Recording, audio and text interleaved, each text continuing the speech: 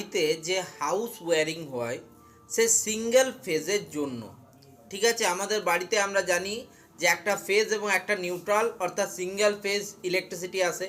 তো সেই single phase ইলেকট্রিসিটির যে লোড, লাইটিং লোড, তার জন্য আমরা কত অ্যাম্পিয়ারের এমসিবি লাগাবো এবং তার জন্য আমাদের বাড়িতে কত স্কোয়ার এমএমের আমরা কিন্তু কেবল নেব। তো দেখো, তোমাদের জানিয়ে রাখি, আমাদের বাড়িতে যে লাইটিং লোড বা লাইটিং সার্কিট রয়েছে তার জন্য কিন্তু আমাদের 6 অ্যাম্পিয়ারের কিন্তু এমসিবির প্রয়োজন।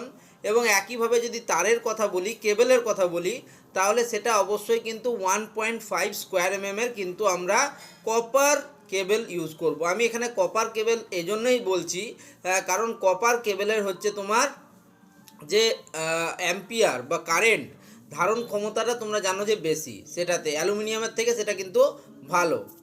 এটাই আজকের আলোচনার বিষয় ছিল।